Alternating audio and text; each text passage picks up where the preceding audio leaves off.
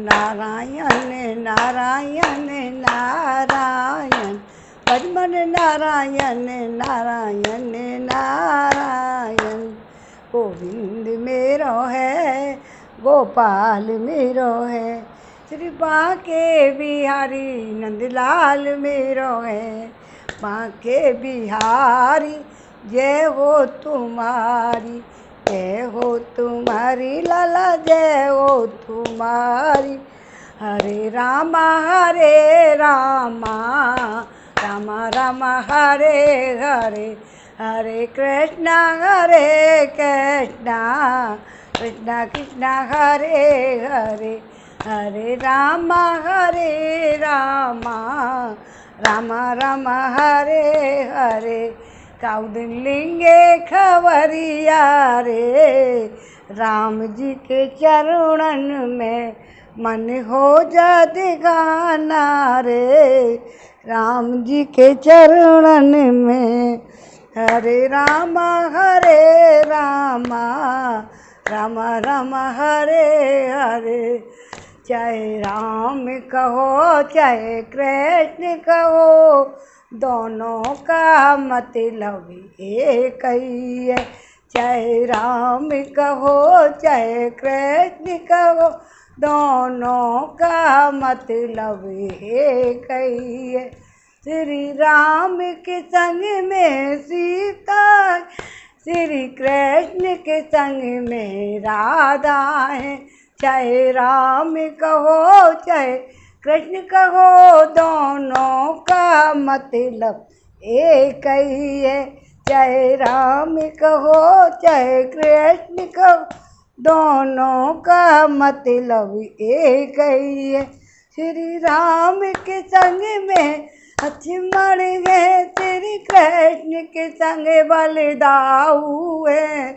चाहे राम कहो चाहे कहो, दोनों का मतलब एक ही है। श्री राम ने रावण मारा है, श्री कृष्ण ने कंस पछाड़ा है। श्री राम ने रावण गाए, श्री कृष्ण ने कंस पछाड़ा है।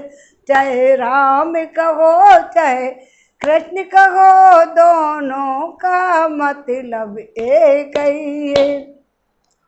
बोल हरे कृष्ण हरे मुरारी, हे नाथ नारायण वासुदेवा। आज छठे बालकन का छठे सर्ग पढ़ेंगे, और इसमें राजा दशरथ के शासन काल में अयोध्या और वहाँ के नागरिकों की उत्तम स्थिति का वर्णन सुनाते हैं। अभी सुनो। राजा दशरथ के तस्याम पुर्याम अध्यायाम वेद वित्पु सर्व संग्रह, दीदर्शी महतेजा पौरिजान पद प्रिय। इक्ष्वाकुमार मतिरथो यज्वा धर्म परो वशी, महर्षि कल्पो राज ऋषि लोकेश विस्तृत है। बलवान निहता मित्रो मित्रवान विजोतेन्द्रिय है। बलवान निहता मित्रो मित्रवान विजेतेन्द्रिय।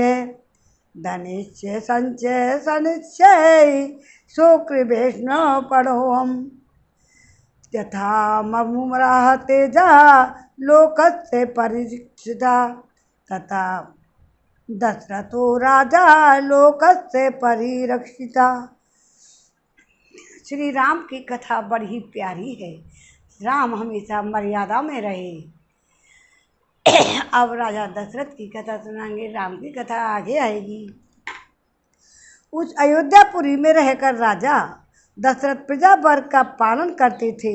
वे वेदों के विद्वान, सभी उपयोगी वस्तुओं का संग्रह करने वाले थे, दूरदर्शी और महान तेजस्वी थे। नगर और जनपद की प्रजा उनसे बहुत ही प्रेम रखती थी। वे क्षौंक कुल के अतिरथी वीर थे, यज्ञ करने वाले, धर्मपरायण, जितेंद्रिय थे, महर्षियों के समान दिव्य गुण संपन्न राजऋषि थे। उनकी तीनों लोकों में ख्याति थी। ये बलवान शत्रुहीन मित्रों से युक्त एवं इंद्रिय विजयी थे। धन और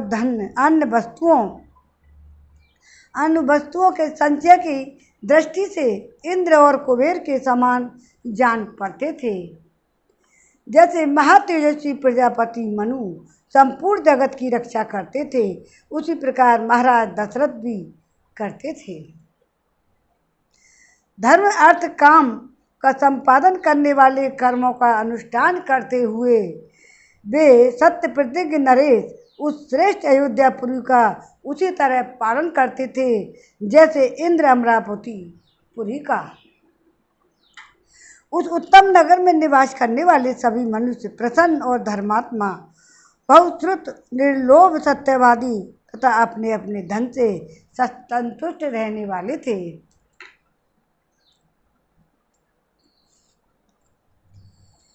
उस श्रेष्ठ पुरी में कोई भी ऐसा कुटुंबी नहीं था जिसके पास उत्कृष्ट वस्तुओं का संग्रह अधिक मात्रा में न हो, जिसके धर्म अर्थ और काम में पुरुषार्थ सिद्धि ना हो गए हों, तथा जिसके पास गाय बैल घोड़े धन आदि का अभाव हो। ऐसा कोई व्यक्ति नहीं था जिनके पास कुछ चीज साधन की कमी हो। अयोध्या में अयोध्या में कहीं भी कोई कामी, कृपण, क्रूर, मूर्ख और नास्तिक मनुष्य देखने को भी नहीं मिलता था। वहाँ के सभी स्त्री पुरुष धर्मशील, धर्मपरायण, संयमी, सदा प्रसन्न रहने वाले तथा शील और सदाचार की दृष्टि से महर्षियों की भांति निर्बल थे। वहाँ कोई भी कुंडल, मुकुट और पुष्पहार से शून्य नहीं था। किसी के पास भोग सामग्री कमी नहीं थी। कोई भी ऐसा नहीं था जो नहा धोकर साफ सुथरा ना हो, जिसके अंगों में चंदन का लेप ना हुआ हो तथा जो सुगंध से वंचित हो। अपवित्र अन्न भोजन करने वाला, तहन न देने वाला तथा मन को काबू में न रखने वाला मनुष्य तो वहाँ कोई दिखाई ही नहीं देता था। कोई भी ऐसा पुरुष देखने में नहीं आता था जो बाजूबंद, निष्के और स्वर्ण पदक या मोहर तथा इस हाथ का आभूषण, कड़ा आदि धारण ना करता हो। अयोध्या में कोई भी ऐसा नहीं था जो अग्निहोत्र और यज्ञ न करता हो, जो क्षुद्र, चोर, सदाचार शून्य तथा वर्ण संकर हो। वहाँ निवास करने वाले ब्राह्मण सदा ही अपने कर्मों में लगे रहते थे, इंद्रियों को बस में रखते, दान और स्वाध्याय करते तथा प्रतिग्रह से बची रहते। वहाँ कहीं भी एक ऐसा द्विज नहीं था जो नास्तिक और असत्यवादी, अनेक शास्त्रों के ज्ञान से रहित, दूसरों के दोष ढूंढने वाला, साधन में असमर्थ और विद्याहीन हो। भोजपुरी में वेदों के सहयोग अंगों को न जानने वाला, व्रतहीन, सहस्त्रों से कम दान कर देने वाला, दीन, विक्षिप्त चित्त अथवा दुखी था भी कोई नहीं था। अयोध्या में कोई भी स्त्री या पुरुष ऐसा नहीं देखा जा सकता था जो श्रीहीन, रूप रहित और राजभक्ति से शून्य हो। ब्राह्मण आदि चारों वर्णों के लोग देवता और अतिथियों के पूजक, कृतज्ञ, उदार, शूरवीर और पराक्रमी थे। उस श्रेष्ठ नगर में निवास करने वाले सब मनुष्य दीर्घायु तथा धर्म और सत्य का आश्रय लेने वाले थे। वे सदा स्त्री, पुत्र और पौत्र आदि परिवार के साथ सुख से रहते थे। क्षत्रिय ब्राह्मणों का मुंह धोते थे और वैश्य क्षत्रियों की आज्ञा का पालन करते तथा शूद्र अपने कर्तव्य का पालन करते हुए उपयुक्त तीनों वर्णों की सेवा में संलग्न रहते थे। इक्ष्वाकु कुल के स्वामी राजा दशरथ अयोध्यापुरी की रक्षा उसी प्रकार करते जैसे बुद्धिमान महाराज मनु ने पूर्व काल में उसकी रक्षा की थी। शौर्य की अधिकता के कारण अग्नि के समान दुदर्श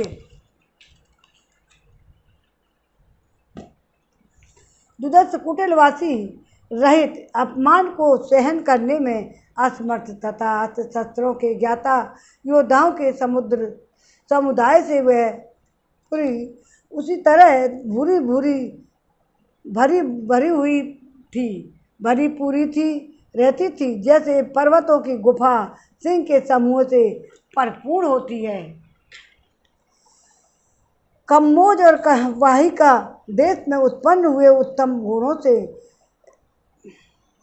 बनायु देश के अस्त्रों से तथा सिंधु नदी के निकट पैदा होने वाले दरियाई घोड़ों से जो इंद्र के अक्ष उत्तेश्रा के समान श्रेष्ठ थे, अयोध्यापुरी भरी रहती थी।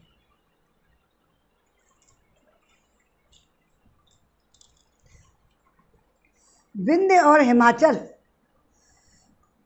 और हिमालय पर्वतों में उत्पन्न होने वाले अत्यंत बलशाली पर्वताकार मदमत्त गजराजों से भी वह नगरी परिपूर्ण थी।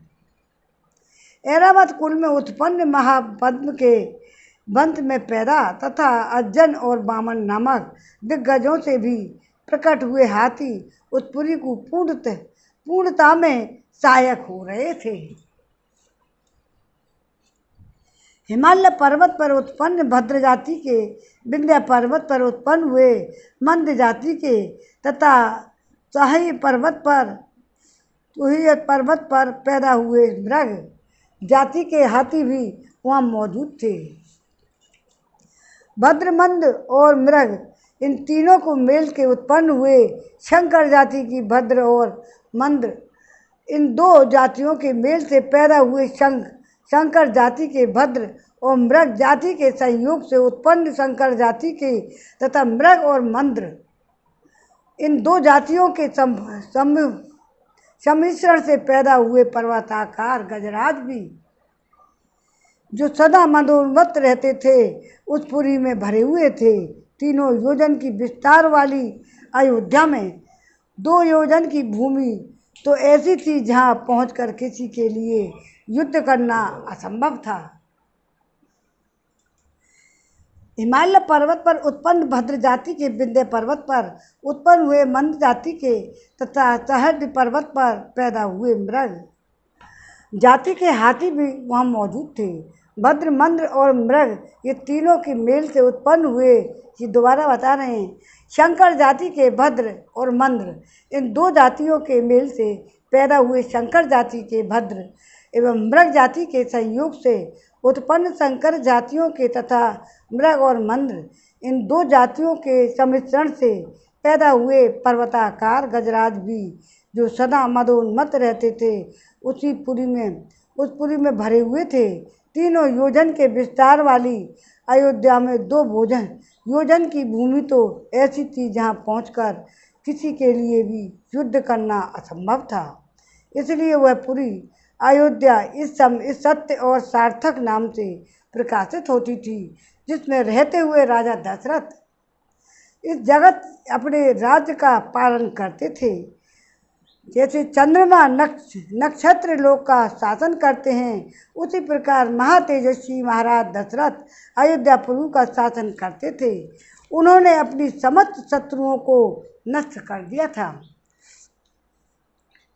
और जिसका अयोध्या नाम का सत्य एवं सार्थक था, जिसके दरवाजे और अगरला सुदृढ़ थे, जो विचित्र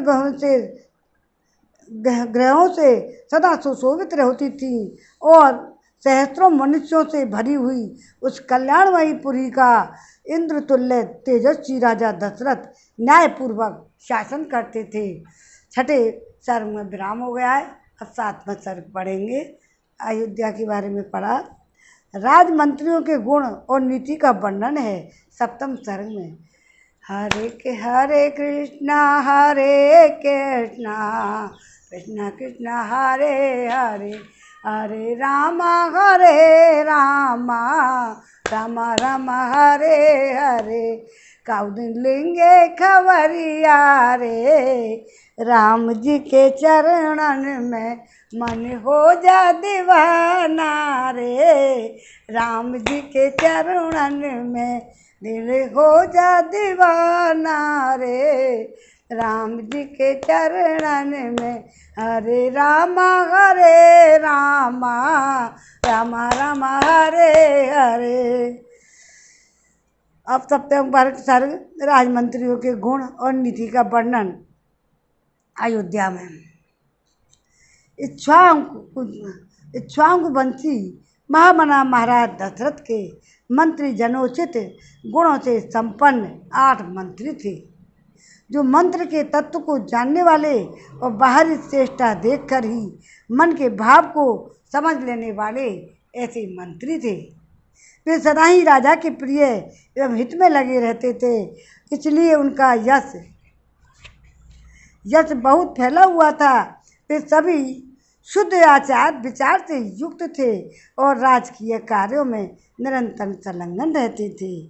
उनके नाम इस प्रकार हैं: दृष्टि, जयंत, विजय, सुराष्ट्र, राजवर्धन, अकोप, धर्मपाल, 8 में सुमंत्र के अर्थशास्त्र के वो ज्ञाता थे।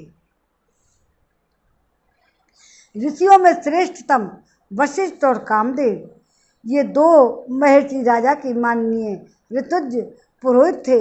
इनके सिया सुयज्ञ, जावाली, कश्यप, गौतम, दीर्घायु, मार्कंडेय और विप्रवर कात्यायन भी महाराज के मंत्री थे। इन ब्रह्मऋषियों के साथ राजा के पूर्व परंपरागत ऋतुज भी सदा मंत्री का कार्य करते थे। वे सब के सब विद्वान होने के कारण विनयशील और सलज्ज, कार्यकुशल,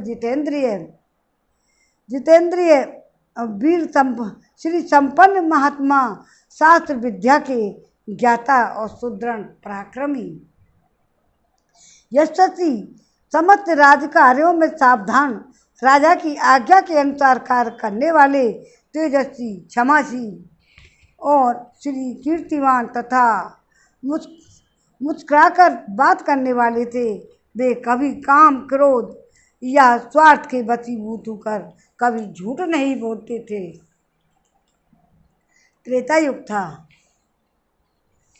अपने या शत्रु पक्ष की राजाओं की कोई भी बात उनसे छिपी नहीं रहती थी। दूसरे राजा क्या करते हैं, बातें गुप्तचरों द्वारा उन्हें मालूम रहती थी। वे सभी व्यवहार कुशल थे। उनके सौहार्द की अनेक अवसरों पर परीक्षा भी ली जा चुकी थी। वे मौका पड़ने पर अपने पुत्र को भी उचित दंड देने में नहीं हिचकते थे। कोच के संचय तथा चतुरंगड़ी सेना के संग्रह में सदा लगे रहते थे। शत्रु भी यदि अपराध न किया हो तो वे उसकी हिंसा नहीं करते थे। उन सब में सदा शौर्य एवं उत्साह भरा रहता था। वे राजनीति के अनुसार कार्य करते थे तथा अपने राज्य के भीतर रहने वाले सत्पुरुषों की सदा रक्षा करते थे। ये मंत्रीगण थे, ब्रह्मऋषि थे। ब्राह्मण और क्षत्रियों के कष्ट न पहुंचाकर न्यायोचित धन से राजा का खजाना भरते थे। वे अपराधी पुरुष के बलाबल को देखकर उनके प्रति तीर्थ अथवा नददंड का प्रयोग करते थे। उन सबके भाव शुद्ध और विचार एक थे। उनकी जानकारी में अयोध्यापुरी तथा कौशल राज्य के भीतर एक भी मनुष्य ऐसा नहीं था जो मिथ्यावादी और दुष्ट और परिस्त्री लंपट हो। संपूर्ण राष्ट्र नगर में पूर्ण शांति छाई रहती थी। उन मंत्रियों के वस्त्र तथा वेश स्वच्छ और सुंदर होते थे। वे उत्तम व्रत का पालन करने वाले तथा राजा के हितैषी नीति रूपी नेत्रों से देखते हुए सदा सजग रहते थे।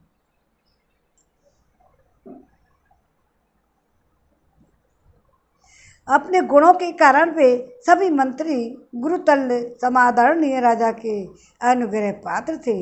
अपने पराक्रमों के कारण उनकी सर्वत्र ख्याति थी। विदेशों में भी सब लोग उन्हें जानते थे। वे सभी बातों में बुद्धि द्वारा भली भांति विचार करके किसी निश्चय पर पहुँचते थे। समस्त देशों और कालों में भी गुणवान ही सिद्ध होते थे, गुणहीन नहीं। संधि और विग्रह के उपयोग और अवसर का उन्हें अच्छी तरह ज्ञान था। वे स्वभाव से ही संपत्तिशाली, देवी संपत्ति से युक्त थे।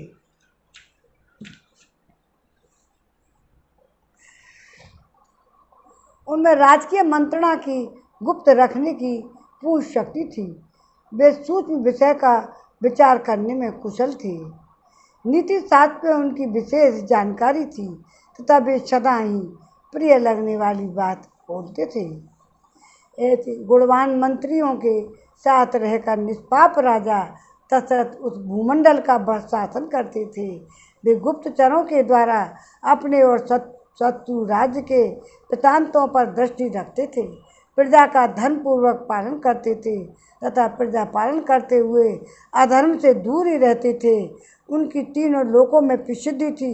वे उदार और सत्य प्रतिज्ञ थे। पुरुष सिंह राजा दशरथ अयोध्या में ही रहकर इस पृथ्वी का शासन करते थे। उन्हें कभी अपने से बड़ा तथा अपने समान भी कोई शत्रु नहीं मिला। उनके मित्रों की संख्या बहुत थी। सभी सामंत उनके चरणों में मस्तक झुकाते थे। उनके प्रताप से राज्य के सारे कंटक, शत्रु एवं चोर आदि नष्ट हो गए थे। जैसे देवराज इंद्र स्वर्ग में रहकर तीनों लोकों का पालन करते हैं, उसी प्रकार राजा दशरथ अयोध्या में रहकर संपूर्ण जगत का शासन करते थे। उनके मंत्री मंत्रणा को गुप्त रखने तथा राज्य के हित साधन में संलग्न रहते थे। वे राजा के प्रति अनरक्त और कार्यकुशल और शक्तिशाली थे। जैसे सूर्य अपनी तेजमय किरणों के साथ उदित होकर प्रकाशित होते हैं, उसी प्रकार राजा दशरथ उन तेजस्वी मंत्रियों से घिरे रहकर बड़ी शोभा पाते थे। और 7वां अध्याय सर्ग बोल रहे हैं। बालकांड का 7वां सर्ग विराम हो गया है। अब 8वां सर्ग। छोटे छोटे बहुत हैं इसलिए इन्हें ज़्यादा पढ़ रहे हैं। राजा का पुत्र के लिए अश्वमेध यज्ञ करना प्रस्ताव और मंत्रियों तथा ब्राह्मणों द्वारा उनका अनुमोदन।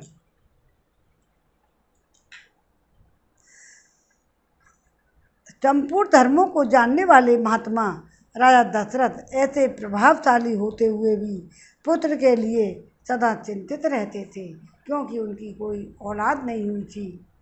उनके वंश को चलाने वाला कोई पुत्र नहीं था।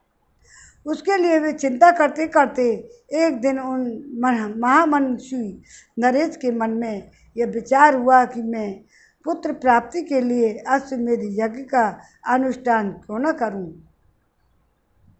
अपने समस्त शुद्ध बुद्धि वाले मंत्रियों के साथ परामर्श पूर्वक यज्ञ करने का ही निश्चित विचार करके उन महान तेजस्वी, बुद्धिमान एवं धर्मात्मा राजा ने सुमंत्र से कहा, हे मंत्रीवर, तुम मेरे समस्त गुरुजनों एवं पुरोहितों को यहाँ शीघ्र ही बुला ले आओ। तब शीघ्रता पूर्वक पराक्रम प्रकट करने वाले सुमंत तुरंत जाकर उन समस्त वेद विद्या के पारंगत मुनियों को वहाँ बुला लाए। सुयज्ञ वामदेव, जावाली, कश्यप, कुल पुरोहित वशिष्ठ और भी जो श्रेष्ठ ब्राह्मण थे, उन सबको पूजा करके धर्मात्मा राजा दशरथ ने धर्म और अर्थ से युक्त एवं मधुर वचन कहा। हे महिष्यो, मैं सदा पुत्र के लिए विलाप करता रहता हूँ। उसके बिना इस राज्य आदि में मुझे सुख नहीं मिलता। अतः मैंने यह निश्चय किया है कि मैं पुत्र प्राप्ति के लिए अश्वमेध यज्ञ करूं, भगवान का यजन करूं। मेरी इच्छा है कि शास्त्रोक्त विधि से इस यज्ञ का अनुष्ठान करूं अतः किस का प्रकार मुझे मेरी मनोवांछित वस्तु प्राप्त होगी, इसका विचार आप लोग यहाँ करें। राजा के ऐसा कहने पर वशिष्ठ आदि सभी ब्राह्मणों ने बहुत अच्छा कहकर उनके मुख से कहे गए पूर्वोक्त वचन की प्रशंसा की। फिर वे उसी सभी अत्यंत प्रसन्न होकर राजा दशरथ से बोले, महाराज, यह यज्ञ सामग्री का संग्रह किया जाए, भूमंडल में भ्रमण के लिए यज्ञ संबंधी अश्व छोड़ा जाए तथा सरयू के उत्तर तट पर यज्ञ भूमि का निर्माण किया जाए और तुम यज्ञ द्वारा सर्वथा अपनी इच्छा के अनुरूप पुत्र प्राप्त कर लोगे, क्योंकि पुत्र के लिए तुम्हारे हृदय में ऐसी धार्मिक बुद्धि का उदय हुआ है। ब्राह्मणों का यह कथन सुनकर राजा बहुत ही संतुष्ट हुए।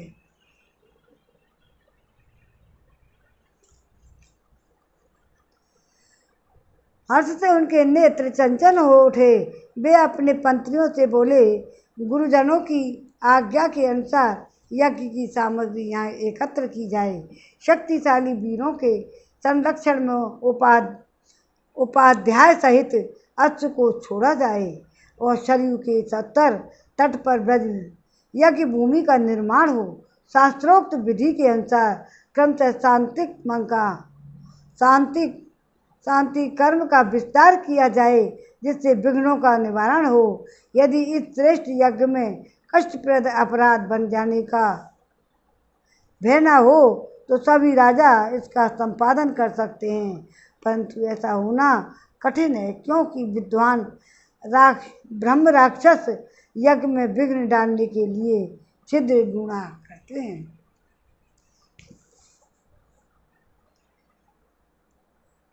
विधिहीन यज्ञ का अनुष्ठान करने वाला यजमान तत्काल नष्ट हो जाता है। अतः मेरा यह यज्ञ जिस तरह से विधि पूर्वक संपन्न हो सके ऐसा उपाय किया जाए। तुम सब लोग ऐसे साधन प्रस्तुत करने में समर्थ हों। राजा के द्वारा सम्मानित हुए समस्त मंत्री पूर्वत उनके प्रवचनों को सुनकर वो बोले, बहुत अच्छा, ऐसा ही होगा। मंत्री तो बहुत अच्छे थे। इसी प्रकार से सभी धर्मज्ञ ब्राह्मण भी नृपश्रेष्ठ दशरथ को बधाई देने लगे। बधाई देते हुए उसकी आज्ञा लेकर जैसे आए थे वैसे ही फिर वे लौट गए। उन ब्राह्मणों को विदा करके राजा ने मंत्रियों से कहा, पुरोहित के उपदेश के अनुसार इस यज्ञ को विधि पूर्वक पूर्ण करना चाहिए। वहाँ उपस्थित हुए मंत्रियों से ऐसा कहकर परम बुद्धिमान नृपश्रेष्ठ दशरथ उन्हें विदा करके अपने महल में चले गए। वहाँ जाकर नरेश ने अपनी प्यारी पत्नियों से कहा, हे देवियों, दीक्षा ग्रहण करो, मैं पुत्र के लिए यज्ञ करना करूँगा। उस मनोहर वचन से उन सुंदर कांति वाली रानियों के मुख कमल बसंत ऋतु में विकसित होने वाले पंखुड़ियों के समान खिल उठे और अत्यंत शोभा पाने लगे। 8वां अध्याय सर्ग में विराम। 9वां सर्ग। सुमंत्र का राजा को ऋष्यशृंग मुनि को बुलाने का सलाह देते हुए उनके अंग देश में जाने और शांता से विवाह करने का प्रसंग सुनना।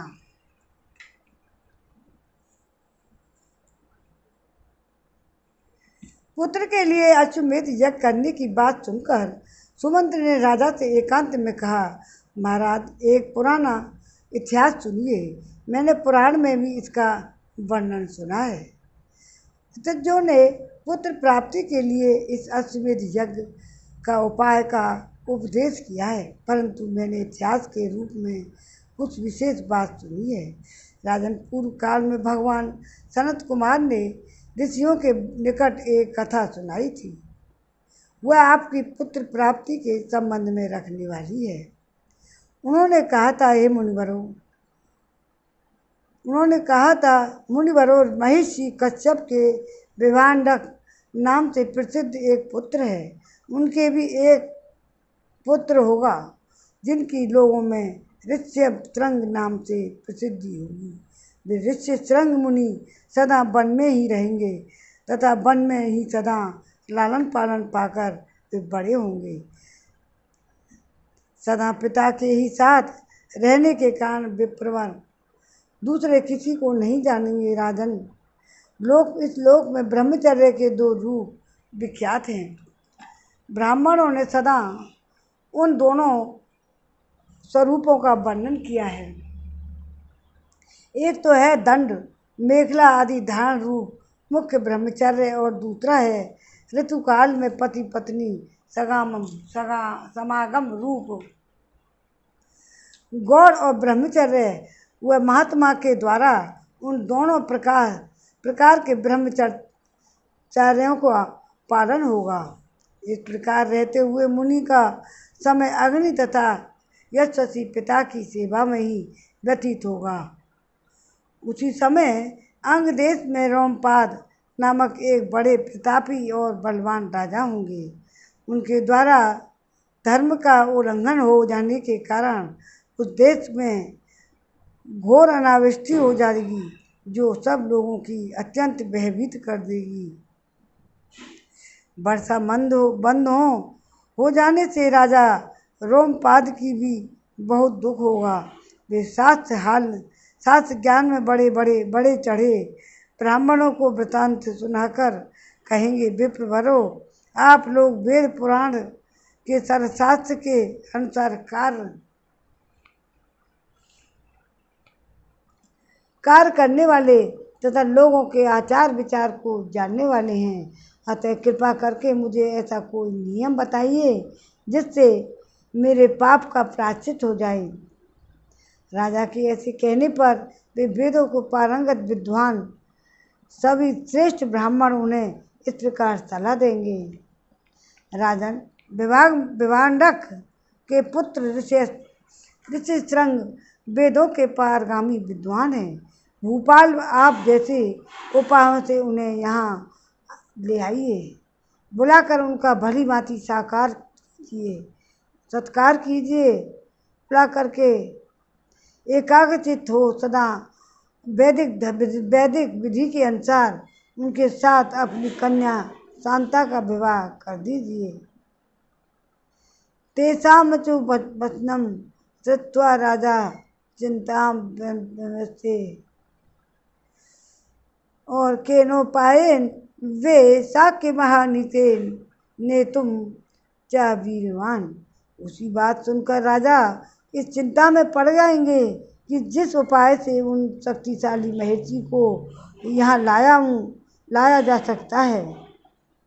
फिर वे मनुष्य नरेश मंत्रियों के साथ निश्चय करके अपने पुरोहित और तथा मंत्रियों को सत्कार पूर्वक नहीं भेजेंगे। राजा की बात सुनकर वे मंत्री पुरोहित और मुंह लटकाकर दुखी हो यूँ कहने लगे, हम महर्षि से डरते हैं, इसलिए वहाँ नहीं जाएंगे। जो कहकर वे राजा से बड़ी अनुनय विनय करने लगे। इसके बाद सोच विचार कर राजा की योग्य उपाय बताएंगे। कहेंगे कि हम उन ब्राह्मण कुमारों को किसी उपाय से यहाँ लाए हैं, ऐसा करने से कोई दोष नहीं लगेगा।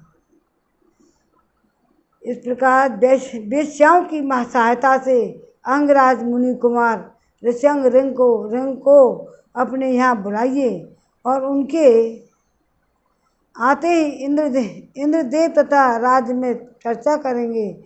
फिर राजा इन्हें अपनी पुत्री शांता को समर्पित कर देंगे।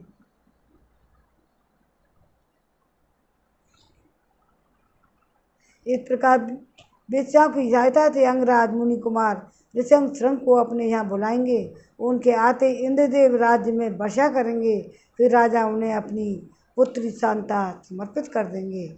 इस तरह ऋष्यशृंग आपके जमाता हुए, वे ही आपके लिए पुत्रों की सुलभ कराने वाले यज्ञ कर्म का संपादन करेंगे। यह सनत कुमार जी की कही हुई बात मैंने आपसे निवेदन की है। यह सुनकर राजा दशरथ को बड़ी प्रसन्नता हुई। उन्होंने सुमंत्र से कहा, मणि मुनि कुमार ऋष्याश्रम को यहाँ जिस प्रकार जिस उपाय से बुलाया गया वह स्पष्ट रूप से बताओ।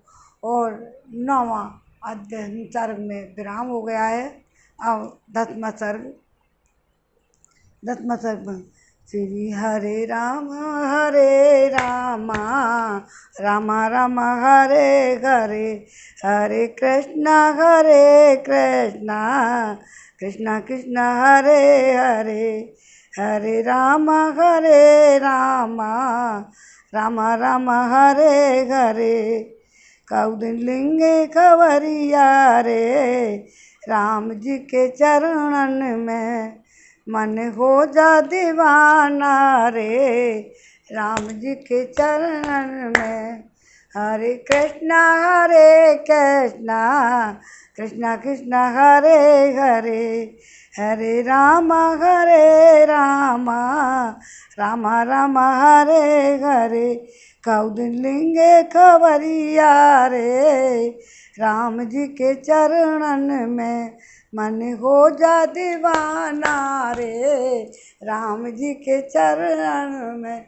श्रीमन नारायण नारायण नारायण, मजमन नारायण नारायण नारायण। अब वो कथा चल रही है जो भगवान के पैदा होने के लिए इंतजाम किया जा रहा है। राजा दशरथ के कोई पुत्र नहीं था। अब उन सब ऋषियों की कृपा से उनको यज्ञ करने से उनके भगवान का जन्म हुआ होगा। अब आरती करवाओ।